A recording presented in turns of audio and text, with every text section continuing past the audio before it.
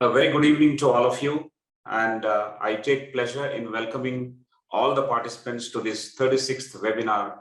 These leadership conversations we are holding every Friday at 7:30 p.m. Today, yet again, we have a very distinguished leader with us, Dr. Varaprasad Reddy, the founder of Shanta Biotech at Hyderabad. Ladies and gentlemen, please join me in welcoming Dr. Varaprasad Reddy. Welcome, sir. Greetings from ICFI. Thank you. Good evening to everyone. Thank you, sir. What I will do now is I will very quickly move to the introduction of the guest, and then we will allocate more time for his talk as well as the ensuing question and answer session. So allow me to share my screen. Yeah, ladies and gentlemen, as I said, we have Dr. Varaprasad Reddy with us. We are extremely fortunate to have him in the same space of the screen that we are, and we are going to have a very interesting discussion this evening. First 20 minutes or so I requested, but generally if it is more than 20 minutes also it's okay, for his opening talk, followed by moderated questions and answers. My esteemed colleague, Professor Prasad, is also with us here, who will start the moderation. A brief about such an impressive profile, a very large profile, but I don't know if I'm able to do justice, but I'll try to speed it up and quickly highlight important points in the profile and achievements of Dr. Varaprasad Reddy. He's an engineer who graduated in Electronics and Communications from Andhra University and also an MBA from Osmania University. Initially, Dr. Varaprasad Reddy worked as a research scientist in Defense Electronics Research Laboratories, Hyderabad, and also subsequently at APIDC. He left government and became an entrepreneur by joining Hyderabad Batteries Limited. In 1992, he promoted Shanta Biotechnics Private Limited with a great objective of developing recombinant-based vaccines and therapeutic proteins for human healthcare. The mission is to produce cost-effective human healthcare products to reach the common man at an affordable price while maintaining international standards in quality. That's an amazing mission for an organization that started in 1992, and how it became popular, all of us knew. India's first genetically engineered product, Shanvac-B vaccine against hepatitis B, was developed through in-house R&D, and it was launched commercially in the year 1997 and made the country proud because of its high efficacy and, very interestingly, low cost. In the same spirit of low cost and high efficacious products, other products that they launched were Shanferon, Shankinase, Shanpoitin, Shantetra, Shan5 and Shan6, Shanhib, Shantt were developed and launched. All these products were approved by WHO.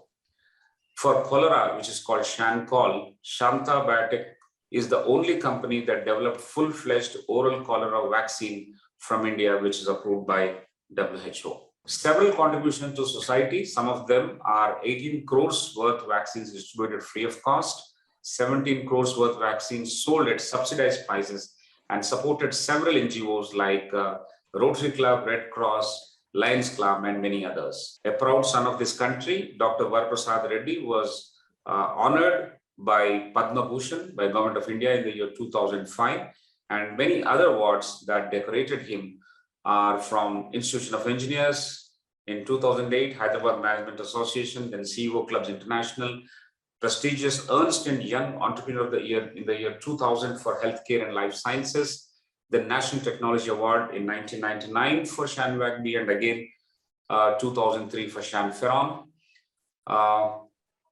Department of Scientific Industrial Research, a Government of India body, award for the best R&D efforts in industry in 1998 for Shanvac-B, and again in 2003 for Shanferon.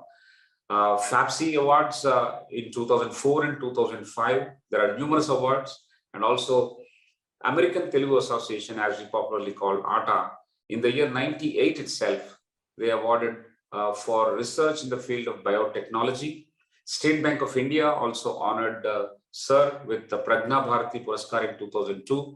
Pune University has declared him as Man of the Year Award in 2008. It's like this, several awards and several accomplishments in his illustrious career. And Dr. Varaprasad Reddy also has a special liking and interest in Telugu literature and Carnatic music, Veena. With this brief introduction, what I will now do is I will request our esteemed guest to actually start his talk on this topic of healthcare entrepreneurship, how the leadership and social responsibility are enmeshed with healthcare entrepreneurship, with special emphasis and focus on the journey of Shanta Biotech, how this can be highlighted and how this can be laid out as a path for young entrepreneurs and others to emulate and follow. Over to you, sir. I once again welcome you and thank you for agreeing to speak with us. Over to you, sir. Thank you. Thank you for the kind introduction. My best wishes to all the participants in this program who may be aspiring to become entrepreneurs. I will briefly touch upon what is enterprise and what is the entrepreneurship. And also, we have qualified entrepreneurism as social entrepreneurism. So I will come into that step also. Yes, all of us after our degrees, our post-graduation, or even after PhD, general tendencies to take care of our family by joining a job. That is the first idea that everybody will get, to join a job and look for a job.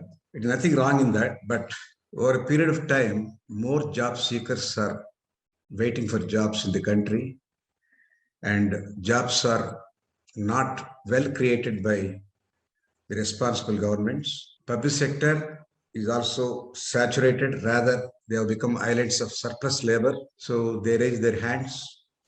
No new public enterprises are forthcoming because the money that is available with governments are not being utilized to create jobs, but only to keep their political powers in place. They are doling out all the money for what you call Sanchema Padakam. I don't know exact English for that. It is not good for the country when they are giving away free money in the name of pension for, pardon? Welfare activities? Welfare is different, sir. Welfare is good, but this is not welfare. They are giving them free money. Populist measures. Nirudyoga Bhruti. They are not encouraging them to look for a job. They are not creating job. Correct. And they are happy to receive free money, play with their smartphone, roam around the street, and when they come across a girl, they want to tease her. This is the situation in the country. So naturally, job seekers are more, job availability is less. When there is no public enterprise coming up newly into the country, especially you can look for the previous past in Indian history. After our independence, the first 25-30 years only industrialization, many public sector undertakings have come. Now they are selling away all the units to private parties. That means government is washing away their hands. If that is the case situation, a new thinking should come for the students who are passing out. They should not be job seekers. They should be job providers. That is the only alternative. And there is a lot of scope also. When government is not getting into any business, partly it is right also. Government should not be in business. They should be only what you call catalysts for the industrial growth. But when they don't create that kind of atmosphere, ambience, industry coming up is very difficult. With so many plethora of what you call permissions, and then clearances, and then acceptance, all these things are coming in the way of any enthusiastic entrepreneur. I will define an industrialist is there and an entrepreneur is there. What is the difference? Industrialist, actually, he might have started his career for industry as an entrepreneur. When he attains certain mass by way of sales, by way of profits, or by way of any growth, naturally, he wants to be called as industrialist, and he doesn't want to be termed as entrepreneur. The reason is industrialist is having a sort of what you call a dignity in the community, but an entrepreneur is one who is always struggling to make it or to achieve what he wants to achieve. But my point is, if people remain as entrepreneurs, the zeal of making something new, the zeal of continuously doing something better, if that is there, then he will see much better progress, and he is the person to be encouraged. Entrepreneurs should be encouraged to remain as entrepreneurs. And what are the characteristics of entrepreneur and what are the characteristics of industrialist? If you see, you will appreciate why I impress upon you that people should remain as entrepreneurs. Entrepreneur is one who is not rational in his thinking. He always in a hurry mode to do something faster, something better. He will not be satisfied with whatever sales or whatever one product or two products he launched in the market. He's always on the lookout for more and more products, or rather more improvements in the product, or rather looking for new areas to enter. This is the quality of an entrepreneur. Industrialist, when the moment he attains certain mass by way of sales, by way of products, by way of geographical, what you call extension, he will become very careful. He will become more logical, and he starts calculating. He will apply logic. When I do this product, when I invest so much of money, what time does it take? How much money I'm going to burn? What is the cash burning rate? How many more people are required? Whether the technology what I acquired is having longevity or obsolescence is coming up very fast, so that the product life cycle is diminishing. Everything will come into his mind to calculate very methodically, analyze, and then come to a conclusion to make it or not to make it. Entrepreneur doesn't have all these things. He doesn't have anything, any mass. He has not acquired big arena, kingdom. He is still trying to achieve something. He is in that mode mentally. Maybe he has something in hand, but still mentally he is on the running path. He doesn't apply any logic. He always wants to do new things and new innovations. So people, when they remain as entrepreneurs, a lot of good can happen to society. So people who have become already industrialists, when they brand themselves, they are industrialists, the growth rate is naturally diminished. If not, there may be growth, but it is not useful to society. They will be only expanding or improving their businesses only to maximize their profits, but not the social concern. That is the nature, quite nature of an industrialist, because he has become logical, he has become selfish, he has become more careful, and ultimately his interest is for himself, not for the society. Entrepreneur can have some social outlook, and that's called social entrepreneurship. There are many opportunities to make money. There are many industries which are readily available. No need to have any market research or anything. I can give an example. People can get into, normally what a businessman thinks is, he wants to have a single customer so that he need not to have big marketing network or branch offices or what you call dealers or distributors. If there is one customer, very good for him. And number two, if the customer is government, much better. Number three, if he can talk to them with one person, he can have his market totally. Such kind of business also are there. Today, contracts are like that.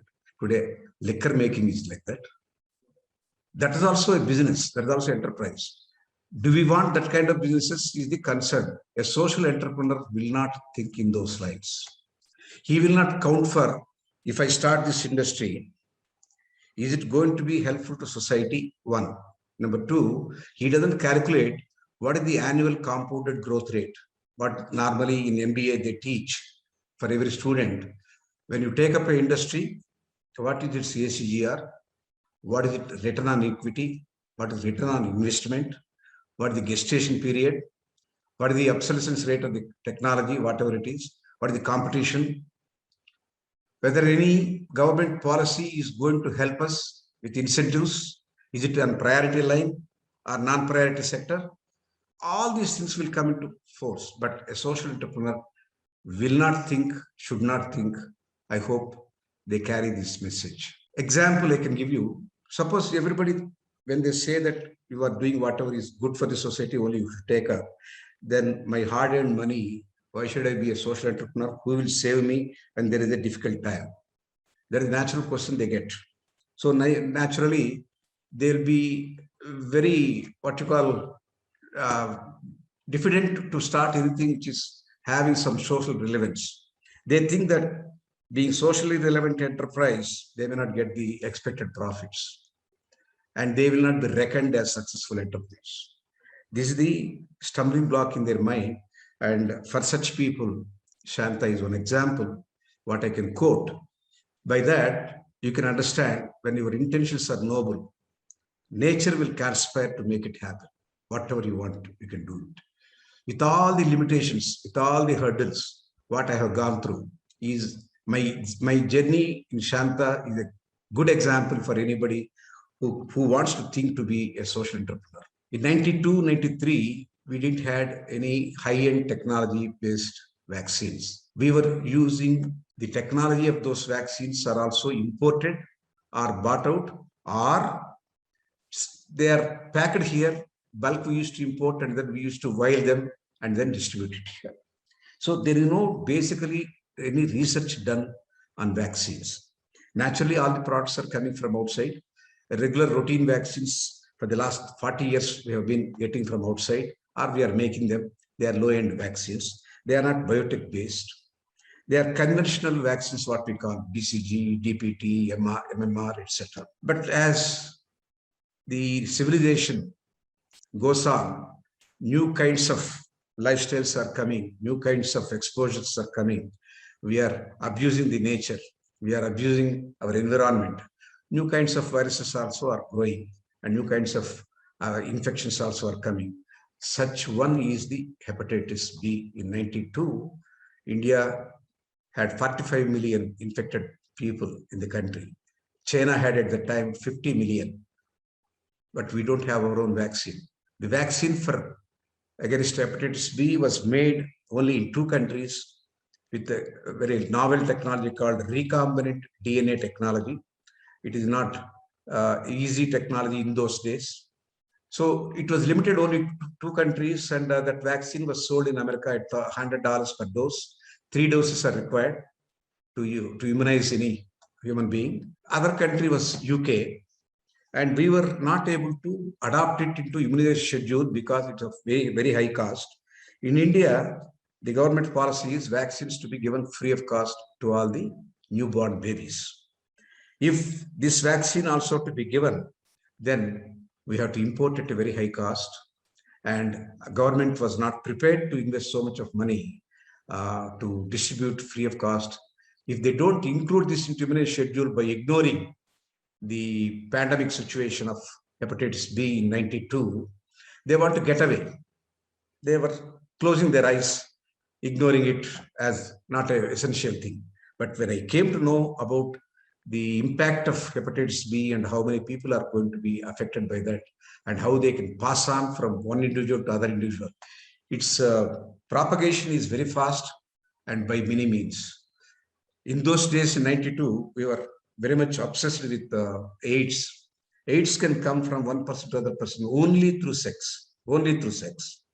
But hepatitis B can come from one person to other person. It can be infected by outdoor games, by using the, normally in hostels, students use the same comb, same razor, same tumbler. It can come through saliva. When each person rubs against each other in open games like kabaddi, etc., they also can get infected.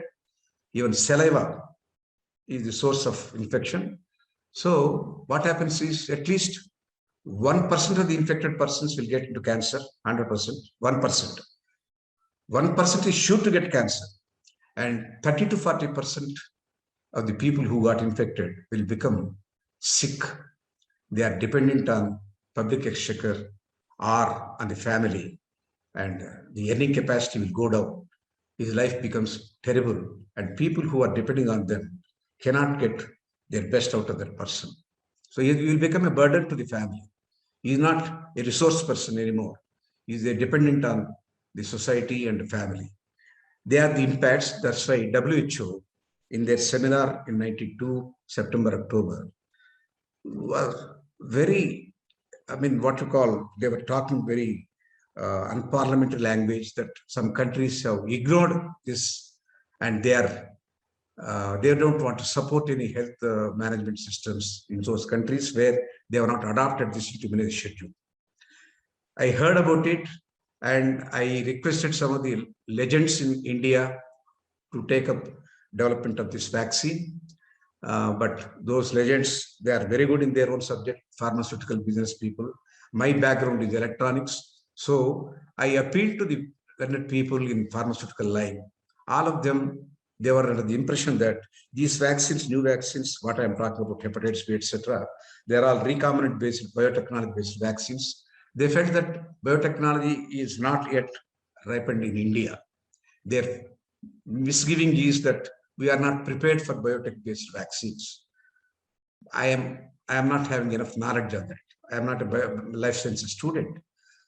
Ignorance is sometimes bliss. This is what the people who are listening, aspiring entrepreneurs should listen. Not necessarily everybody should be having expertise in the domain to start an industry in that domain.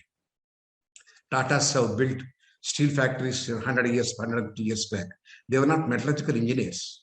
Tatas came into aeronauticals. They are not aeronautical engineers. Tatas are automobiles now. Are they automobile engineers? They are entrepreneurs. They remained as entrepreneurs. They are not industrialists. That is the difference between an industrialist and an entrepreneur. So when all the legends have backed out that biotechnology is not there in the country, I jumped into it. I do not know anything of the ABCD of it. In those times, because biotechnology is a new word, and also hepatitis B not well propagated about the message, government was keeping mum with the fear that public will demand a free vaccine. They were not making any announcement other than AIDS. AIDS, there is no solution even today. In those days, AIDS was projected as the demon, and on every bus you can see the dirty slogans, use condom. They were taking loan to propagate about AIDS, but they were not prepared to invest money into R&D to make a vaccine. Of course, now situation changed. COVID brought an enormous change in the minds of government. Now, prime ministers are running to the companies, sir, when are you making this vaccine? In those days, I could not get an interview or appointment with even a health secretary, forget about health minister or prime minister. In those odd times, I do not know the subject. Country is not aware of hepatitis B perils, and they have not heard about this. It is a medicine. So naturally, it has a regulatory system where they accept a product just not like that, but it has to go through several tests over a period of its development. At every stage, they have to test it, approve it. There is no testing mechanism. There are no protocols evolved for this process of biotech-based product. So when there is no process to evaluate it, when the government is not willing to cooperate with it, and banks have not come forward to fund it, there is no philosophy in the government to make it available in the country. And I do not have knowledge on this. There is no other company to emulate or copy how to build a biotech-based lab or production center. Against so many odds, as an entrepreneur, I could succeed. Without the domain knowledge, without the support of funding from any bank, without the protocols for testing and government willingness to accept this product, we could develop a product. I mean, in the year 1987, with 5 years of research, our scientists have done a wonderful job. It is not me, it's my scientists who have done this job. I only teamed them to become a group of scientists to develop this product. So an entrepreneur, when he has a dream, he can realize it with sense of perseverance, with a sense of commitment to the country at the cause. It is a social need. More people are dying in a day because of hepatitis B than due to AIDS in a year. That was the slogan given by WHO. So more people are dying in a day because of hepatitis B than AIDS in a year. But we talk about AIDS, we don't talk about hepatitis B. When government was silent, somebody has to take the mantle. That somebody need not be expert in that domain. That's what my point is. Sir, if you have commitment for the country, for the common man in the country, nature will help you, that doesn't count for what is the ACGR, what is the return on investment. I do not know what I am making. I have committed myself, this vaccine should be made available, make it available locally, make it affordable to the common man. That's how the noble cause was supported by nature, and it happened. Our scientists have done. India has become third genetically capable nation in the world, and it is a big milestone, exactly coinciding 50 years of independence. 1997, we launched the product.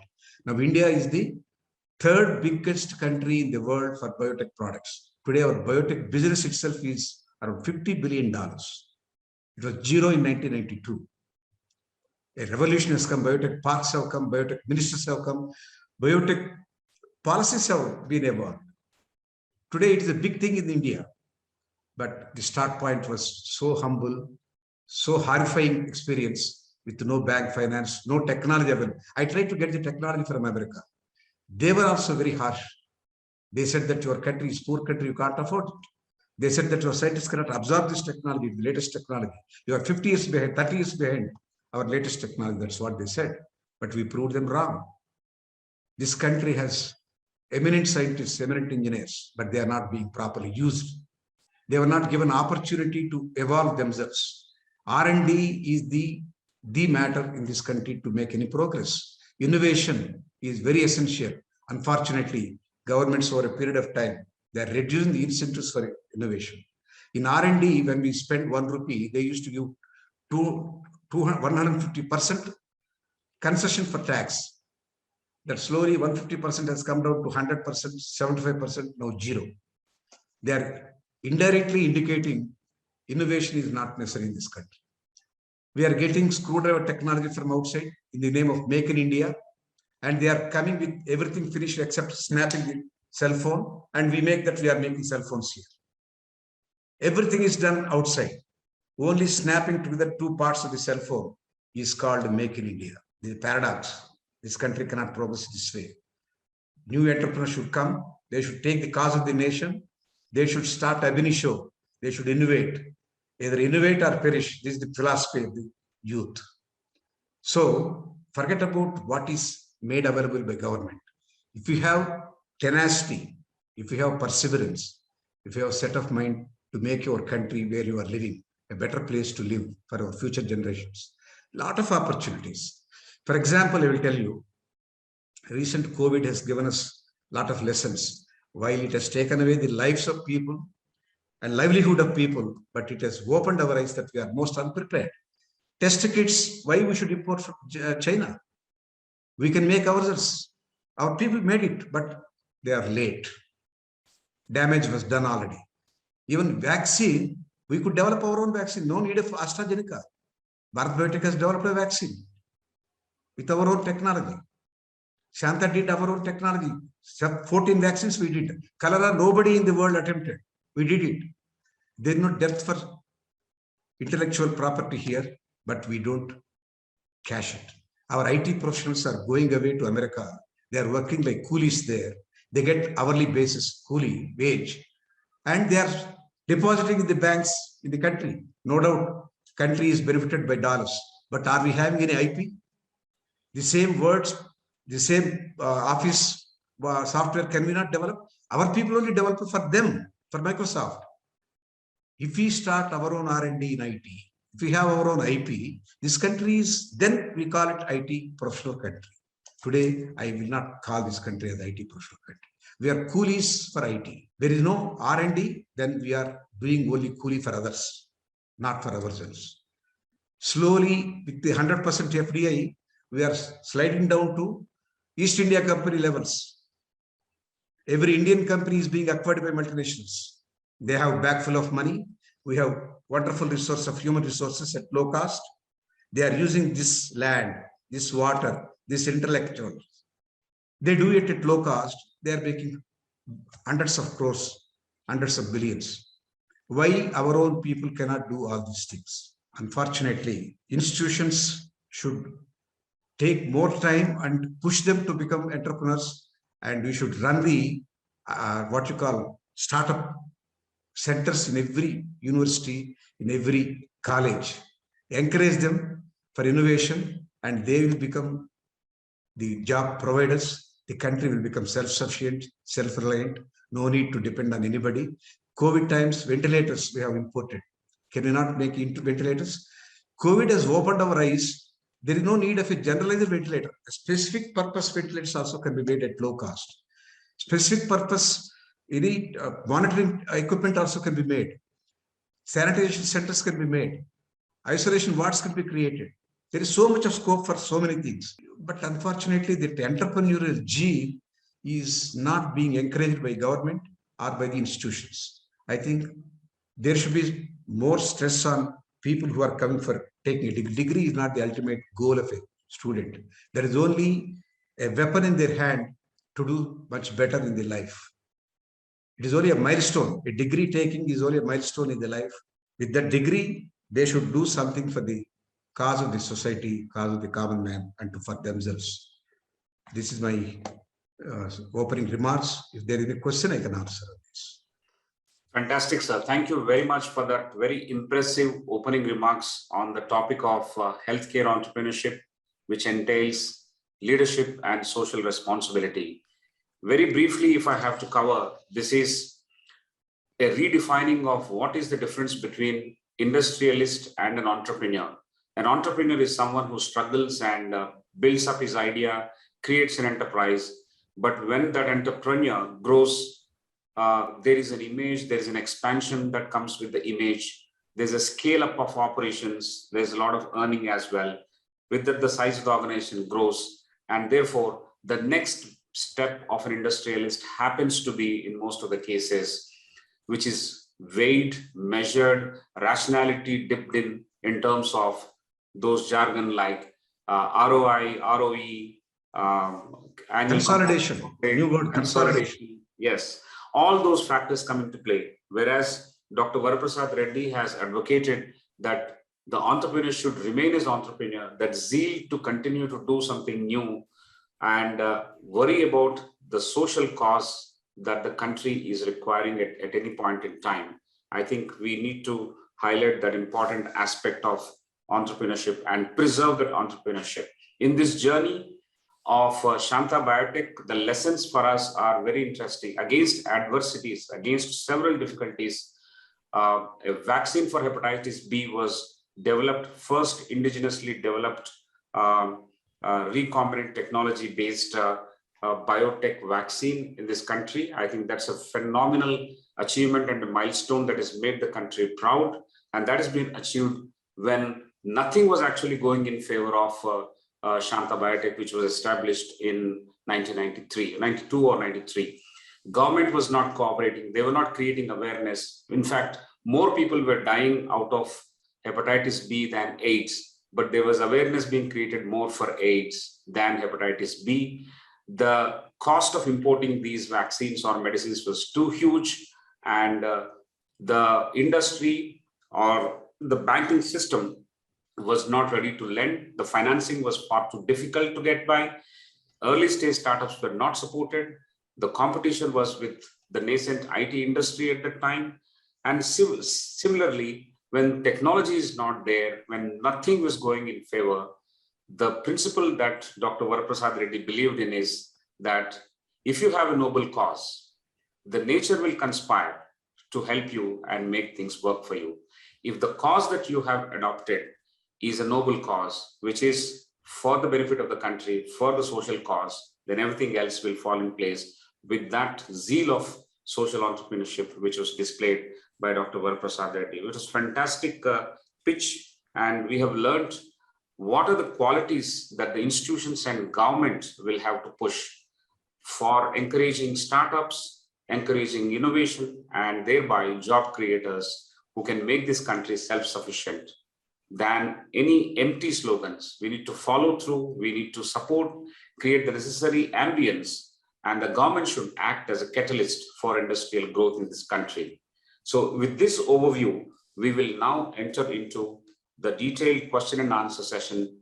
I'm very happy to announce here that a large number of participants have sent in questions, very interesting questions. These questions have been categorized into various clusters, and those questions will be raised by myself and my esteemed colleague, Professor R. Prasad. we take each cluster. Professor Prasad will start with one cluster. There will be 4 or 5 questions, and then I will come with the next cluster. So we will have about 4 clusters, and we'll try to cover as many questions as possible. We will not repeat the questions, and those which are already answered will not be touched upon. And now I request Professor Rao Prasad, and I once again welcome all the participants to stay tuned, pay attention. I welcome Honorable Vice Chancellor, Professor Mahendra Reddy Garu, who has joined, and all the senior members from across the country who have joined. Thank you very much. And now we move to the Q&A session, and I welcome Professor Prasad. Over to you, sir. Thank you, Professor Rao. Thank you very much, sir, for your inspiring opening remarks. You have set a stage on what kind of mindset is needed from students to become potential entrepreneurs and entrepreneurs. There are a lot of questions, but the opening question is something that we'd like to draw a little more from your background, sir. The very word and the journey that you have taken from being an electronics engineer to defense to API DC to HBL to Shanta and thereon. So at each stage, there has been a change and you have gone ahead with the change. Can you enlighten us on the motivations that took you from one place to another, so that as students, as potential entrepreneurs, we are in a position to gain from that? Sir, it is not by motivation I moved from one place to other place. I am very bold and honest with you. I was not happy to continue there. It is not a motivation. I was demotivated. That's why I left that place. First, defense labs. Whatever we developed indigenously, they remained as prototypes. They went on to import. Ministry of Defense always had the flavor of imports. They started R&D units in DLR, DRDL, many defense labs. We were given a task, we do it, but ultimately they remain as prototypes. They go and buy outside. That is the frustration to me. After 7 years, I said, here, little r, big D. I left it. I came to APDC. Not that I wanted to join APDC. My father had farming in Nellore district. I want to go back to my village. Disgusted with this job. But somebody in the APDC, he was an IAS officer, but he was also electronics engineer, Ram K. Vepar. The elderly person, he is 90 plus now. He spotted me in one of the seminars and he wanted me to come and join APIDC. At the time, he coined a word called joint ventures. State government 50%, entrepreneurs 50%. State government will get the licenses, license Raj, you know, 1970s. I left DLR in 77. I came to APIDC. There, the licenses from central government we used to get, state government. We spot the entrepreneur, we invest 50%, the entrepreneur has to invest 50%. He thought that it is going to work very well, public-private partnership, do joint ventures. And I was nominated on the board of the enterprise to check the health of the industry. There I found it is not a fair deal of 50-50. Entrepreneurs were spotted, they are not entrepreneurs. They were named as entrepreneurs. They are all related to some political bosses or government officials. So they were given the project, 50% they don't bring. They inflate the project cost, that is project cost is say 10 crores, they make it 20 crores. And he says that I brought my 10, give me over 10. They take our 10 crores, government 10 crores. They cheat the government. The industry will not come up because they are not born entrepreneurs. They are not trained entrepreneurs. They were chosen entrepreneurs. Nothing happened. Though the concept was very great, it didn't run successfully, except 1 out of 140, 150 industries, 1 or 2. Everything, money was going down the tube. I said, it is not a place to work. I left that. One of the officers ridiculed me when I was pointing out this kind of cheating by the public. I mean, entrepreneurs. Industry you can't run with all ethical means what you are talking. Running an industry is not easy. You run it and then show me how it is possible. Then I took that challenge. But I didn't start at the time. There was already a running institute, Hyderabad Batteries. He is a very learned person, academician, professor, visiting professor and faculty member in ASCII. He invited me to join him. I joined him as shareholder. I invested money. That is my first journey of entrepreneurship. That was making batteries for defense applications. Innovation, import substitution. I liked it. I worked very well on that. Project was very successful. But unfortunately, we couldn't adjust with each other. My ethical means of doing business is different from what he conceived. So he didn't like my attitude. He has thrown me out. Literally, he has thrown me out. Very respectfully, I can submit to you people that we separated. That is not the correct word. I was thrown out. I was in frustration. I again wanted to go to my village for farming. But again, Providence. I accidentally visited my cousin in the USA. He was a scientist, he's no more now. He was a scientist. He was making a presentation in WHO Geneva conference on impact of immunization. I tagged along with him. It came to me as a God-given gift.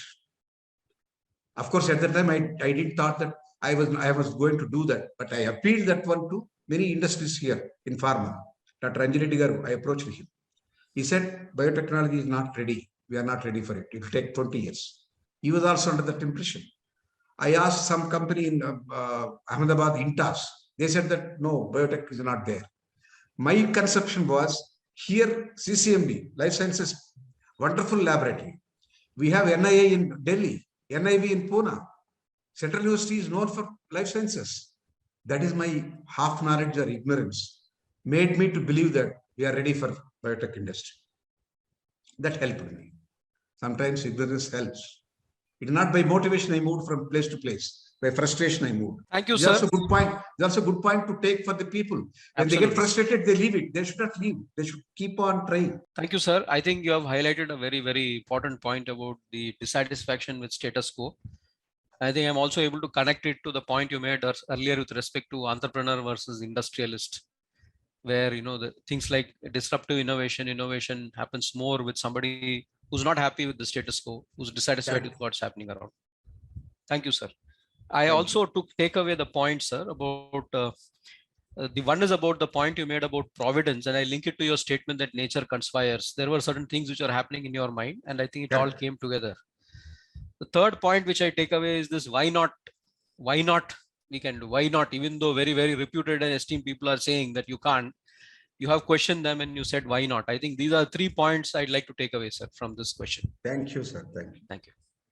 So the second question is, I move a bit forward now, and this is about the acquisition by Sanofi. How did it impact the mission and the kind of aims and social purposes that you had with respect to Shanta Biotech, and how did you manage it? Sir, as time changes, the requirements, the situations, the dynamics will change. In 92, when I started, I didn't have any support from any bank, not even a rupee from Indian bank. Again, Providence, somebody from Oman came and invested into the company. Of course, I was hesitant to take his equity into the company because I had a bitter experience with Hyderabad batteries. But again, after persuasion, I agreed to have him as shareholder. He's not a small person. He's a foreign affairs minister of Oman. He came here in his personal capacity, having heard that there is an effort to make a vaccine in this part of the world, southern hemisphere, on our own. All these vaccines are produced by northern hemisphere of the globe. So he came down to invest. So naturally, 50% of the equity went to Omani. My strong belief is I never wanted to go to public issue because in those days, Harshad Mehta time. That's why I said, as time changes, several parameters change. That was the days for public issues. Harshad Mehta made fortunes by public issues. It is my strong belief at the time was gullible public, a rickshaw puller also will go and invest in public issue. This project, he doesn't know the project, he doesn't know the parameters of the project, he doesn't understand anything. The blind call, he puts his share into the company, think that it will multiply. Suppose it is successful, good, everybody will share it. If it is failure, normal, very poor people will get affected. So I didn't want to take that chance because myself, I am not having any proven technology with me. I have only depending on my belief that my scientists can deliver the goods. It's a gamble. I didn't want to go for public issue. But investor who invested has to come out one day or other. So he said that, look, I helped you initial stages. Now you are on your own foot. You are running it properly, though it's not much profitable, but at least your mission is fulfilled. You have developed vaccines, 2-3 vaccines you have come out. Wonderful. I am very happy. You don't need me now. At this juncture, you need a strategic partner. I will give away my 50% equity. I will give away to whoever you suggest, or else you buy from me. I said, I don't have money to buy. The right reason is to go for a strategic partner. Strategic partner is one who understands the science much better than me, and also who has access to different technologies around the globe, and who has access to markets also. And I need some extra money also. So naturally, there is a need for extra money, extra market, extra technology.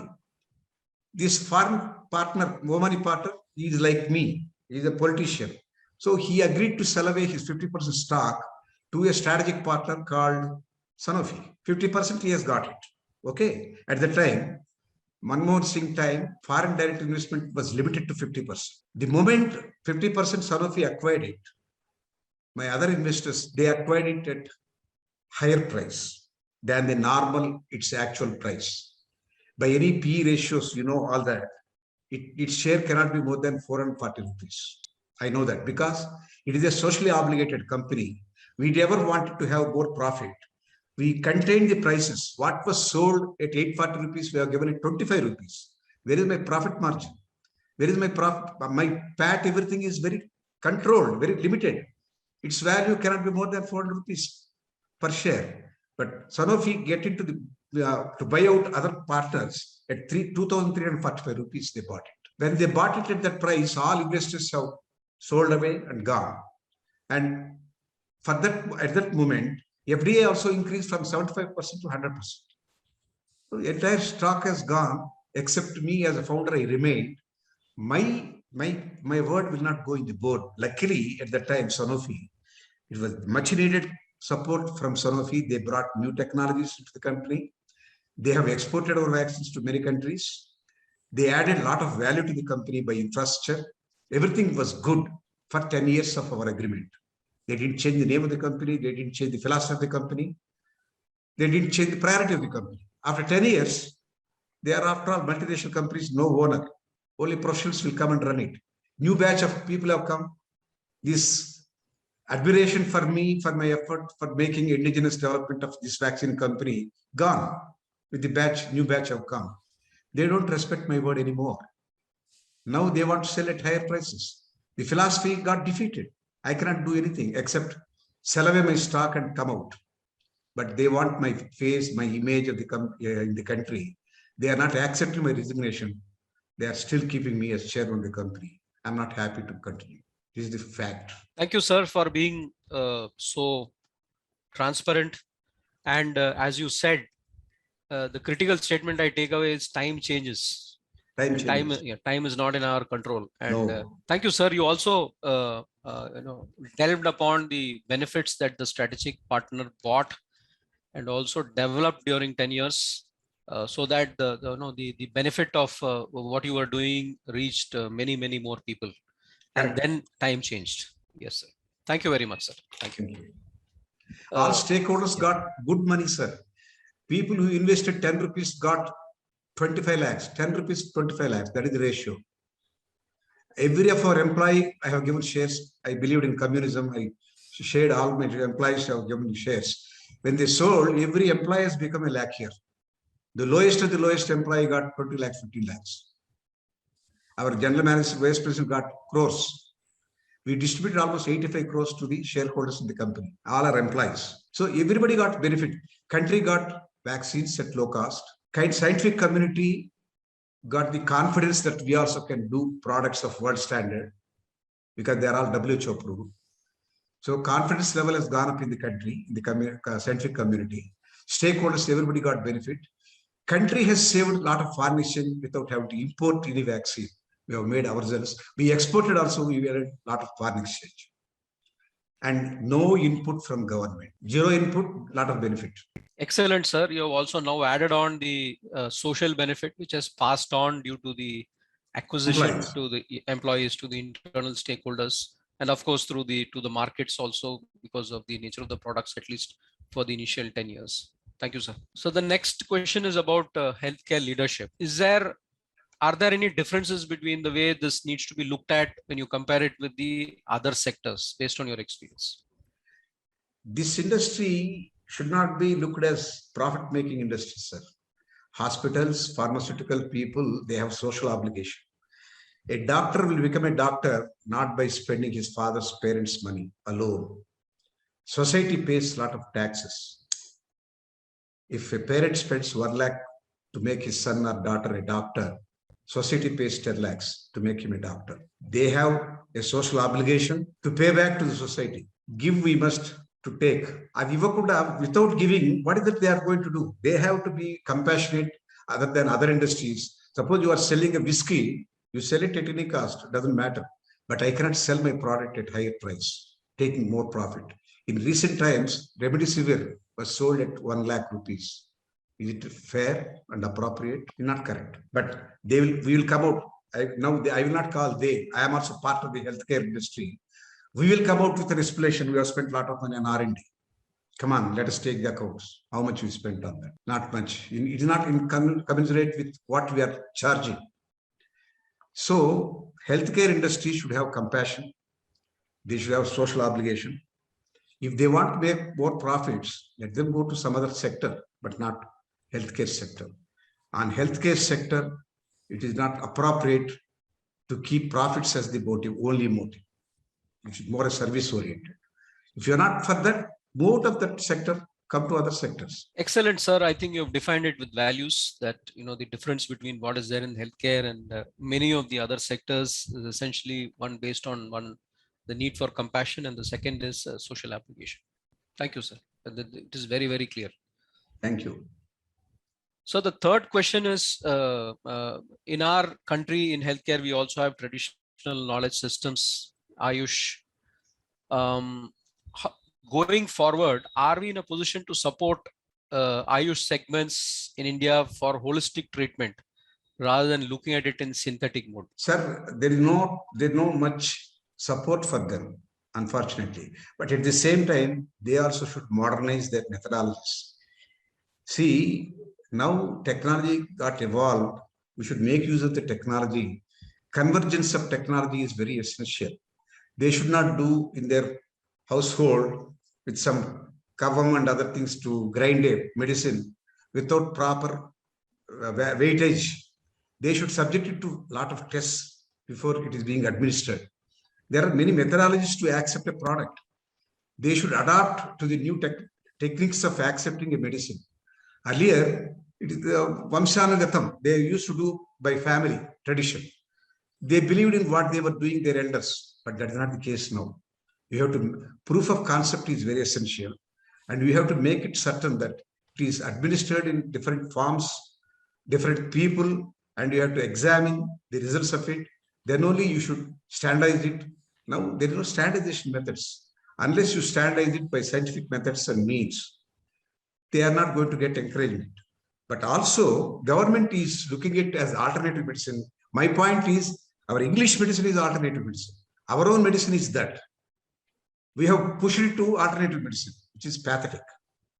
We should have spent more time and effort and money on developing our own Ayurveda. We are looking at it as only an alternative.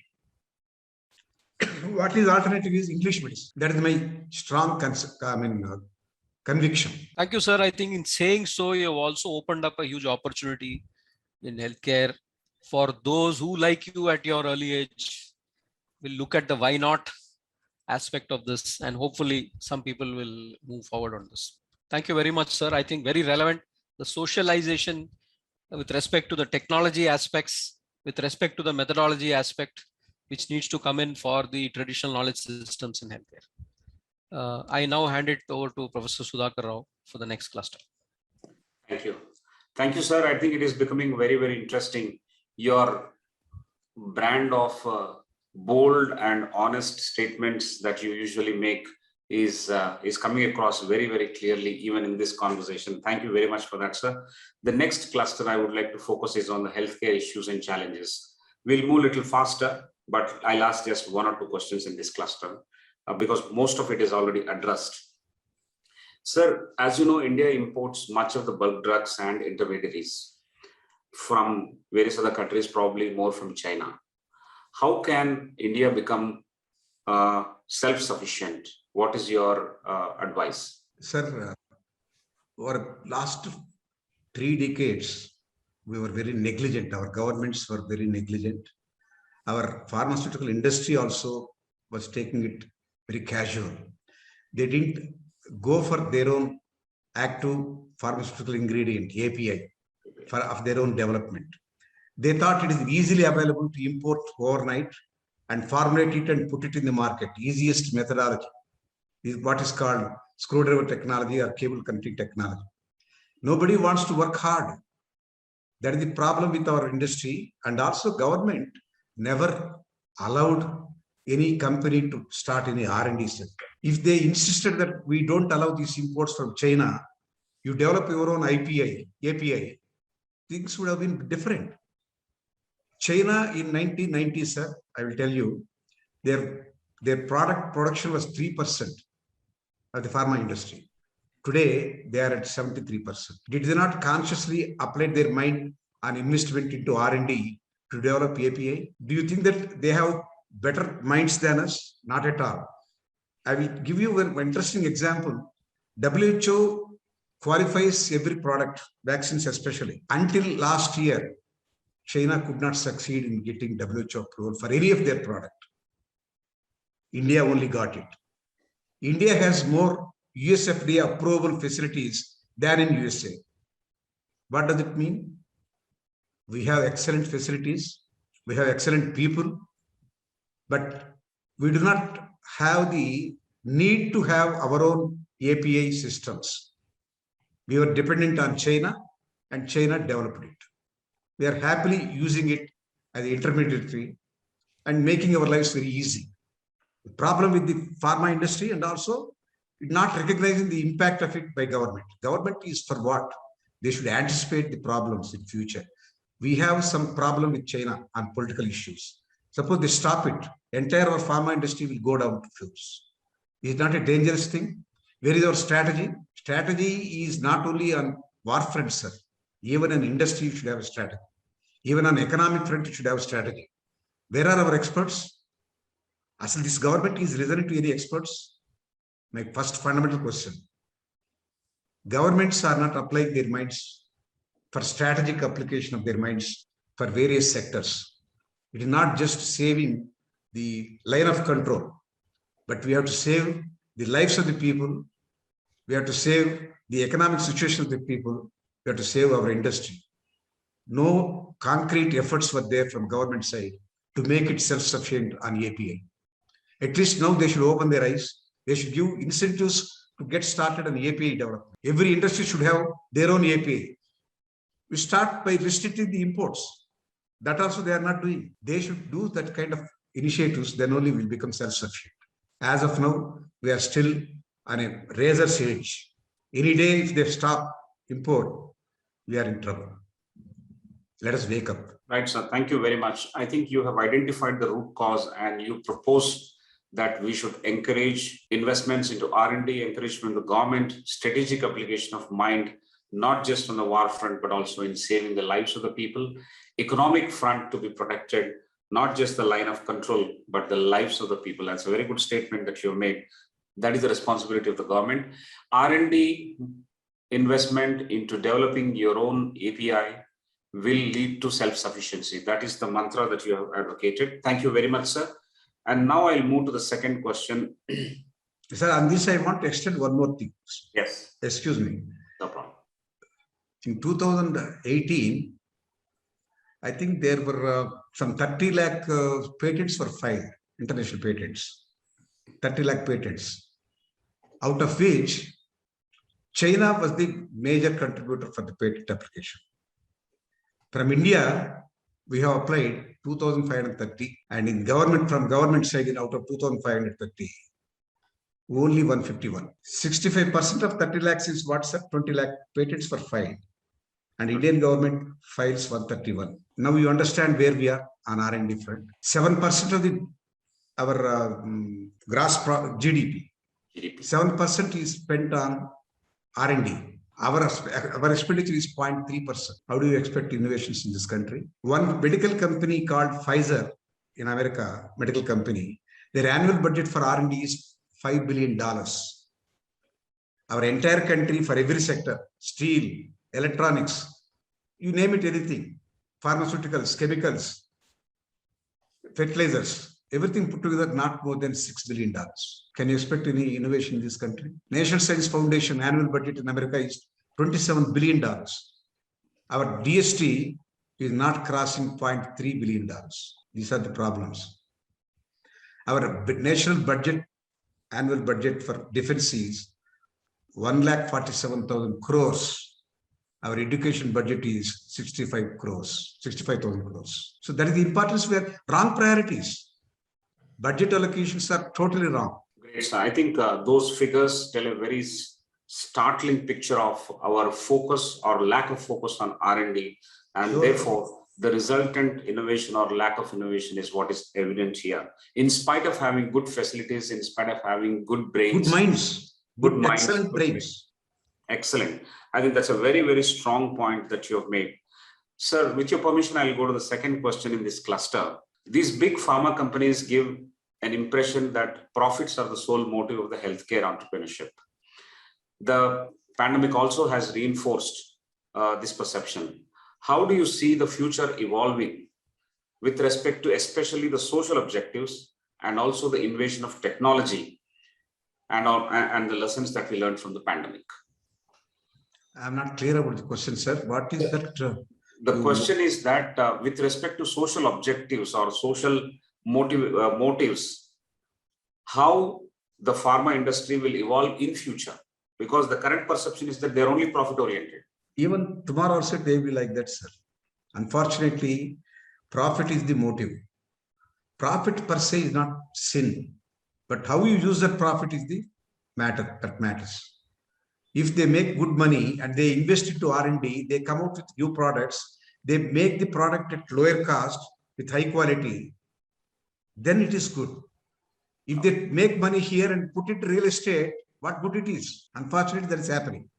I think there should be a law in this country. If pharma industry is making money, they should put that money back into R&D, into the pharma only, not allowed for disinvesting in that and putting elsewhere. Unless you do, maybe it is against human interests. I mean, swecha, what we call freedom of investment. But what to do? Pharma companies are becoming richer and richer, and people are getting affected. A common man cannot afford this kind of expenditure for health. We have no insurance system here. Today, in averagely, Indian people are spending out of their pocket 47% of their cost is from their pocket. Very difficult for people who are living below poverty line. So future also is going to be very precarious unless there are some stringent laws to contain the cost of the medicine, the cost of treatment, cost of healthcare. Else, government should come up with their own hospitals, high quality hospitals. There should be. It should not be a government dawakana. It should be a wonderful high class, high level institutions should be there in every district headquarters. Why only in city? Every district headquarters should have a center of expertise, and people should be given motives, incentives to work there. District headquarters should be made powerful. All the people should not run to any city. Right, sir. I think you have very, very nicely made this point of how, that's consistent with your bold expression always, how the future is going to be. Future is not going to be any different unless and until there is a radical shift in our approach in terms of the prioritization, in terms of legislation, or in terms of the laws that will insist that if you make money in one sector, in healthcare sector, plow it back for its development, plow it back with the social motives rather than investing in unrelated businesses, say, for example, real estate, as you have given an example. I think the encouragement all around for youngsters, scientific community, and for entrepreneurs also should come largely from the government when the systemic strengthening happens, and encouragement for working in not just urban areas, but even in other remote areas where you prioritize, give significant incentives to them and encourage them to establish. Then I think we can make profitable social enterprises in healthcare sector. You have very nicely defined that in a succinct manner. Thank you, sir. There are other questions, but I will move on in the interest of the time. There are several demotivating factors that we see: corruption in government medical departments, and then the need for establishing central healthcare agency for better control, so on and so forth. I'll just skip those things. Maybe that will be covered in your subsequent questions when Professor Prasad is going to ask. But one important point here is that beginning with your talk, you have highlighted the responsibilities of the social responsibilities for a healthcare entrepreneur or a vaccine manufacturer, whatever may be the case. But it should be ably supported by the government and the systems and the environment. And you need strategic partnerships with a variety of people, not just in this country, but from outside, to have access to large markets, monies, technology, and protocols. I think that is the summary with which this cluster and that identified the issues and challenges of healthcare. Thank you, sir. I will hand it over back to Professor Prasad for the next cluster on approaches briefly, and then I'll come back for maybe one and a half questions. Thank you, sir. Thank you. Thank you, Professor Rao. Sir, now the question which we will zero in on, we have more questions, but there's a very important question about leaders and leading. And we have heard in many of the questions about the negativity in the environment and the pursuit of objectives which may not be what is required. So in such circumstances, what is your advice to leaders? What should leaders do?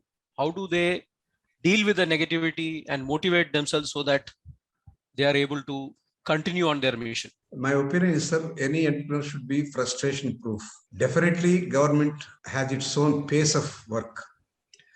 In government, Pandavas are there, Kauravas are there. Pandavas are only 5, Kauravas are 100. So our luck is to meet Pandavas. There are many Kauravas, but we should search for them. That is your ingenuity. You should not be going for a wrong person. Suppose a wrong person is there in the right place. You cannot in a way avoid him, but have perseverance, tenacity to face him. Don't adjust yourself for the cause of him. You have to stand on your own. One day or other, he has to come down to you after all. Mondivaadikanna balavantudu evaru leru, Devudu kuda kadantaru Telugulo. So, if you are stubborn on your attitude, what if it may be delayed? For example, I give my own example.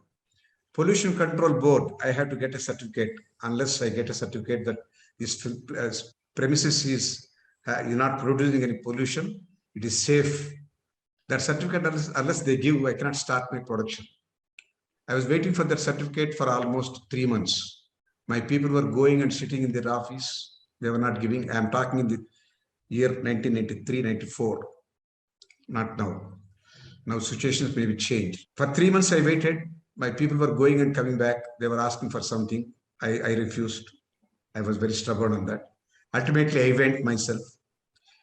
The gentleman asked me the same. I said, I will not give. Go and apply again. Our committee will meet after 6 months.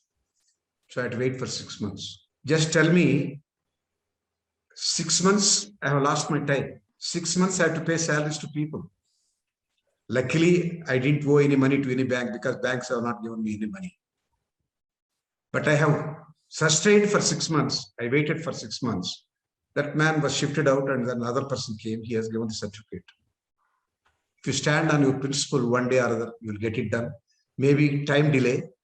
It will definitely, it will have its negative impact on the company. But what to do? Suppose you start giving it. Next time also you have to give it. It continues. You are encouraging the sin. Don't do that. Be a stumbling block to it. Adhere to it. One day or other you will get it. No doubt you will have a bad impact on that. Somewhere you will make it better. That's what my belief.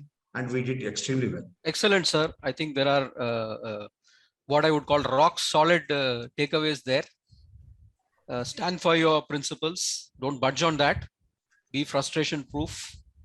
Have perseverance and tenacity, because you're going to face the music while dealing with some of these gentlemen. And I think very, very important is search for right-minded people, search for the Pandavas wherever you go, whether it is in government or elsewhere.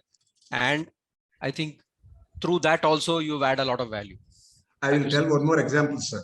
Yes, I'm sir. sorry, I'm intruding into your time. Sure. With great effort, India has come out with its own vaccine at 25 rupees. Prime Minister at the time was very happy, and he was making truce with Pakistan, our enemy country. He said, Lahore diplomacy, Lahore bus.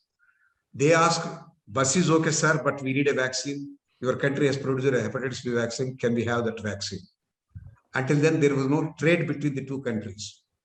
Prime Minister office called me saying that you got an award also for that, best technology award. That vaccine, can you give 1 million doses? We'll buy from you and give it to Pakistan. I have given free of cost to Prime Minister office. They have exported. Then I have been given technology award for developing that vaccine. Of course, our scientists. Our government has to, that one, they have to include this into immunization schedule, meaning government should buy from me. This vaccine should go to every nook and corner of the country to go to newborn children. We have primary health centers in every village. The vaccine has to reach all those places. As a small company with low margins, I cannot dispense this vaccine to every corner of the country. Country is very vast geographically. Government has to buy as any other vaccine, and they have to distribute it through primary health centers. To do that, they have to include this into immunization schedule. They have not included this. At the time, coalition government, this vaccine, pathetic story this is. This vaccine, though we got it in 97, and I got award for it. This vaccine was not used by government for 11 years. Today, times changed. Prime Ministers are urging every company, please develop a vaccine, please develop a vaccine. We'll buy from you. We give 1,500 crores, 3,000 crores. My vaccine was not used by government for 11 years. Manmohan Singh found a diplomatic solution. He started taking, including the immunization schedule after 11 years of our coming into the market. Our enemy country used it, but not our own country used it. Is it not a tragedy? People call me an exilite. Why not? With this kind of experience, should I not become an exilite? Yes. Sir, you reminded me of the previous, the question that we had about how do you remain motivated? And I think you've given another example of how you stood steady against all this. So there is a question in the chat box about what are the major constraints which are there, which, for entrepreneurship pertaining to the Indian diaspora? There are a lot of IPR in the Indian diaspora. What are the constraints to harness this kind of IPR for the benefit of the country, for the society, maybe India, maybe outside, but particularly with relevance to India? What are the major constraints, sir? IPRs. Yes. First Indian of all, diaspora. we are working for some other companies. We are not working for our own companies for any innovation, because our company has no agenda to innovate. We are working for multinational companies, and multinational companies are using our brains, and they are getting their IP on their name. Brain is ours, IP is theirs. This is the paradox. Number one. Number two, if suppose a small company like Shanta develops a product, a process, and to maintain that IP internationally, you know how much it costs? There is money for me. When I am a socially obligated company with least margins, can I support the IPR fees globally? I cannot. There should be change in the structure of the government fee for maintaining the IPRs. Government should maintain it. It is, after all, the property of the company living in India, and it is indirectly giving taxes to government, and government should come forward to support IPR issues. On certain things, government is just silent. Thank you, sir. So you suggest that the issues involved is, first is that as an individual, it's very difficult to support maintain the IP, and that the regulation is such that the IP is owned by the company, and even if you do have your own IP, it is very difficult to maintain, and therefore the solution lies with how the government regulates this and takes care of the ownership of IP. Thank you, sir. Thank you. I now hand it back to Professor Sudhakar Rao. I think we are running short of time. Yes, sir. With your permission, I'll just ask 2 questions and then we'll wrap it up after that. What are your 3 most important suggestions for budding entrepreneurs in healthcare?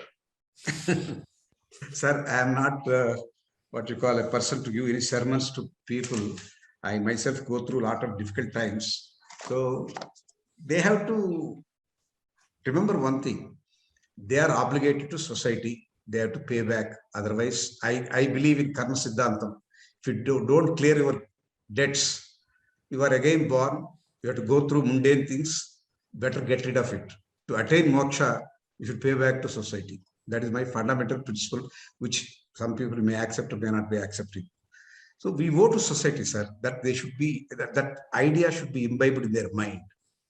You have come up to this point with the help of society. It is not just your parents alone supported you. Today we are flying to some place. Airports are built, roads are there. Our scooter is going, our car is going on that. We are daily drinking water. Somebody is producing grain. We are eating. So all these things definitely we owe something to society back. They should keep it in mind. Whatever they do, you should be good for himself. Number 1. You should be good for the society, number 2, and you should not harm anybody. If they keep it in mind, and also not necessary that everything will be what you call bed of roses. Kite rises against wind, not with the wind. That is a fundamental point they should remember. Hurdles are there. They are only there not to stop you, to refine your strengths, to make you better, to sharpen your skills. A hurdle is coming. In the form of hurdle, there is an opportunity also behind it. Better take it up. Don't avoid hurdle. I think people should accept hurdles and they should recoup their strength to overcome it. Then only their skill set will come out. If everything going well, there's no need of exerting yourself. And all your skills are remaining in your body. They are never exhibited. There's no chance for them to improve. So invite hurdles, solve them, and there is no word called impossible. It's only your thinking that is impossible. Keep on trying, you will get it one day or other. My strong belief is, it is not that you are defeated when you fall, you think that you are defeated. But not raising again is real defeat. You have to get up again. And success is not opposite of failure. And failure is not opposite of success. Failure is part of success. A first step to success. A failure is a first step to get it to success. They should not be, unarmed by that. I will not be able to work on this. They should not have that kind of feeling. Today, many people are getting frustration very easily. They should be made frustration proof. They should be made to listen to our epic stories, Ramayana, Mahabharata. How many difficult times Pandavas have gone through? How much difficult time Rama has gone through? He is son of a Chakravarti, Rama. Pandavas on their side, Lord Krishna was there. Still they have gone through all hurdles. Did they give up? And unfortunately, today education system is only teaching maths, physics, chemistry, not about our culture, our tradition, our old epic stories. They're all there to motivate people, not me to motivate them. They should read themselves our epic stories. Itihasas, Puranas are there to make you feel better and strengthen yourself.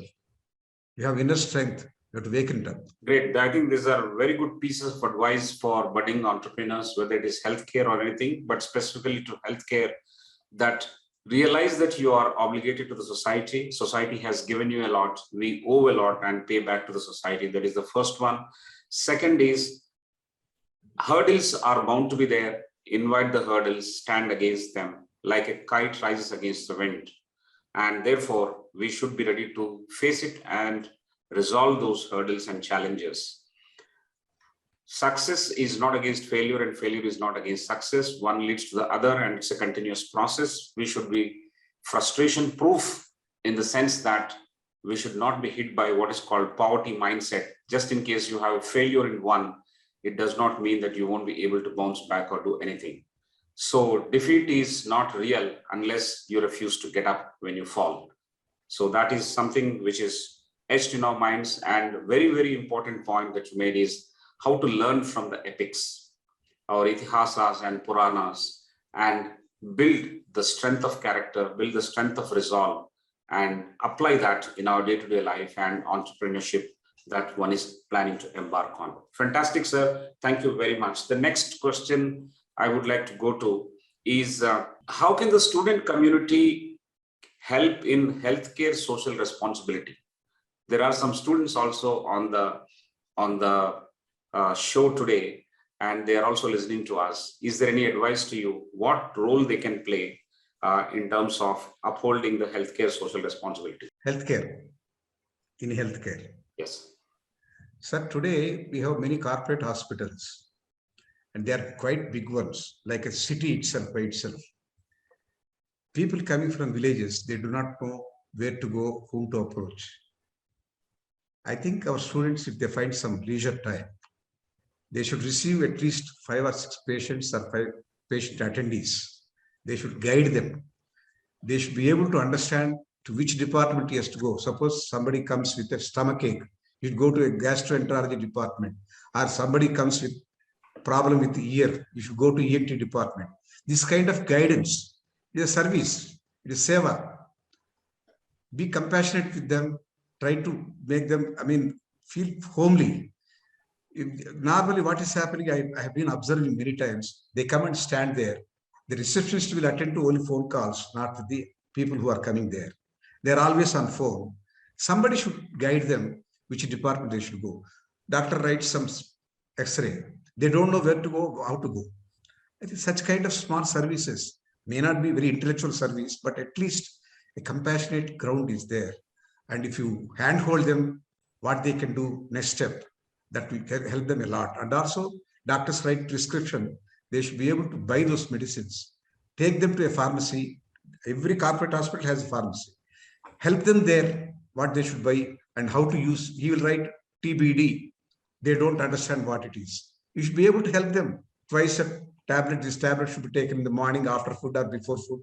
This kind of help in healthcare is most essential, not necessarily an engineering student or a, what you call a high profile, but normal students, high school students, or BA, BSc, BCom, anybody. If they can spare at least weekly for 1 or 2 hours for this kind of work, they will have some sort of satisfaction. If you get happiness only when you serve something, sir, not when you get something. When you give something, you get happiness. Let them start doing that small way. Later, they can go to a higher level of service or help. That is a habit for me. That is a simple habit for me. Yes, To help. yes. I think that's a very pertinent suggestion given to the student community to start volunteering to guide those patients who come from other parts into some of the bigger hospitals, especially in terms of guiding to the right department or the right doctor, reading the prescriptions and helping with the pharmacy. I think these are the basic things with which the students can begin to lend their helping hand for the social aspect of the healthcare sector. I think that's a very, very pertinent suggestion given by Dr. Varaprasad Reddy. Thank you very much, sir. I think we are now hitting 9 p.m. and it is half an hour beyond the time that we have sought from you. We will now close it, sir. There are several other questions, obviously, but we will skip those questions. One such question is, somebody wanted to ask you, and I'll ask as a last question. Sir, I want to start up in naturopathy. Is it sustainable business in the current scenario? Everything is sustainable, sir. Naturopathy is one of the best, in my opinion. I will tell you the reason is they don't use any medicine. Human body has self-correcting mechanism, and we normally ignore it. We try to intervene with the God's design of human body by applying some medicine. The medicine what we are using, regular medicine, allopathic medicine, they are treating only the symptom, not the root cause. The root cause is different. Suppose you have a headache. If you swallow a paracetamol tablet, the brain will not get the signal from the point of problem to the brain. So pain is not felt, but the problem remained. We are not addressing that problem. Naturopathy addresses that. that will allow the body to recoup itself, to correct itself. I think one of the best methodologies is naturopathy. If anybody wants to, there are many now already. Jindal is there, and Pema is there in Vizag. Santwana is there in Hyderabad. So I think they should pursue this. It is a good one, but they should have a lot of patience, because patient, when he is suffering, when he is not getting medicine, psychologically he'll be down. He should be treated and he should be given assurance, unless the person who is starting it, unless he has conviction on that, with a lot of experience on that, he cannot satisfy the patient. So it is a long drawn process. It is worthwhile trying, and more naturopaths should come. You should get trained elsewhere, and then you should have conviction, so that tomorrow he can treat the patient with confidence. Naturopathy is very good. Great. So that's a thumbs up for naturopathy, whoever has asked that question. So, but a lot of patience is required, which focuses basically on the self-correcting mechanism of the body. And that should not be restricted. It should be allowed and flourished, so that we can treat the patient with the right aspect. And then a lot of patience is required for the entrepreneur who is pursuing this. Thank you very much, sir, for this fantastic session. Lots of answers, lots of questions, but I think there's a great deal of clarity when we have listened to you. And I would like to... Did I take more time for answering your questions? No, fantastic. I think this is not an easy subject. Dr. Prasad sir was telling that already we crossed half an hour. No, it's okay. We will close this session, but I'll summarize, and I would like to thank you for this amazing session. The lessons for all of us, the entrepreneurs, the students, practitioners, and the budding leaders, for everyone, the questions are very important from the journey of Shanta Biotech. Shanta Biotech in the early 90s has done something which actually creates a path for success for most of us to emulate. And especially in this country, if you want to have innovation, especially in biotech innovation, the 4 important lessons that the journey gives us. One is identify a therapeutic area where cost efficiencies can be achieved locally, and combine it with strong leadership by leveraging in homegrown scientists or the talent or low labor costs, achieve process innovation, low margin business strategy to exploit the opportunity. Here, the low margin business opportunity is to reduce the price of the offer, the medicine that you are offering, and identify the large base that is available, probably something akin to the fortune at the bottom of the pyramid proposed by C.K. Prahalad, the management guru. So I think that is the first lesson that we have learned from the journey of Shanta Biotech. Second is seek investments and partnerships from non-traditional and international sources that will stand in aid and support of you in your journey. At every stage, you need support from various people. So seek investments and partnerships, strategic, not just from traditional, but also from non-traditional and international sources. Third, focus on innovation and reinvestment, plowing back the returns onto R&D. I think Shanta Biotech has spent somewhere around 12 to 25% of its income into R&D. That's pretty phenomenal. And they have led the healthcare entrepreneurship in this country, starting from early 90s and up till recently, as the story has been unfolded by Dr. Varaprasad Reddy. Shanta Biotech actually became the first WHO approved pre-qualified Indian firm for hepatitis B vaccine, and which opened the door for several large international contracts. The fourth one, the lesson is integrated business models are viable in countries like India. Shanta Biotech did not invest in any product for which did not have internal capacity to execute on a significant part of the project, whereas the developed world, other countries probably are becoming increasingly popular to develop a virtual business model where clinical trials and even early stage work is outsourced to contract research organizations. So virtual models may not make any sense for an innovative biotech in a developing country like ours. These are fantastic lessons from the journey of Shanta Biotech and from the entrepreneurial zeal displayed by Dr. Varaprasad Reddy. It is so evident that entrepreneurs should be frustration proof. They should display a sense of perseverance and also the tenacity to make this country a better place to live. I think we should always be socially obligated, display a lot of patience, do networking and connectivity because we owe it back. That's a very, very solid belief and conviction that because of the society and the country, you have reached a particular stage. Therefore, we need to give it back to the society. I think one trigger, there are many other triggers, but one trigger is when WHO talked ill about certain countries on their competence to develop certain medicines. If that spurs a strong resolve in an entrepreneur to develop an indigenous technology, I think that moment has made this country so proud. I think we all should reinvest our energies and time and also recalibrate ourselves to doing something great, which is going to be useful to this country. And that is the sign of patriotism more than any other empty signals that people tend to give. Thank you very much, sir. One last point I want to make and close it. The life lessons from Dr. Varaprasad Reddy is that you don't have to be always a domain expert to start something or to become an entrepreneur. That is pretty clear.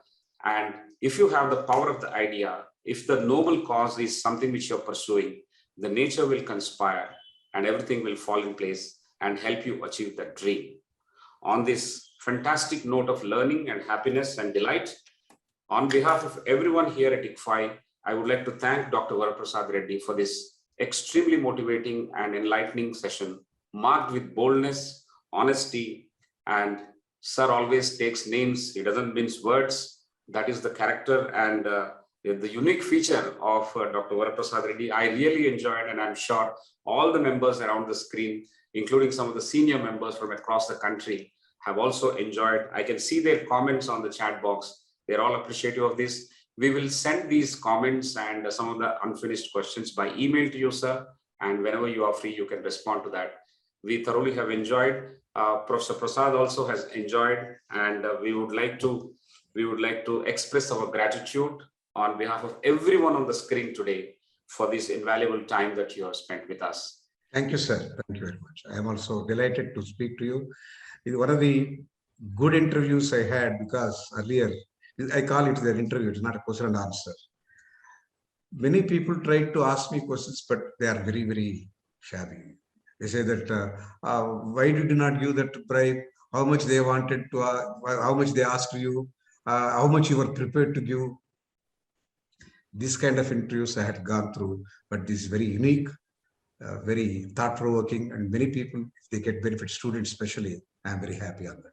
Thank you, sir. Thank you, sir. It is extremely useful. It's extremely useful. I can tell you, this has been one of the eye-opening and also having strategic relevance to each and every response that you have made on those important points. It's not easy to give responses, while it's also not easy to come up with good questions. So I think every one of you, including sir, has made this 36th webinar a wonderful session. We have learned a lot. We look forward to leaders like you, sir. And ladies and gentlemen, we'll meet again next Friday on December 31st with yet another leader. We will have to have these leadership conversations every Friday. We will do it on 31st, and then we will wish you Happy New Year. But for now, we will wish you a happy and Merry Christmas. Have a nice weekend, and we'll see you again on 31st of December. Thank you. Thank you. Thank you all, and good night. Right.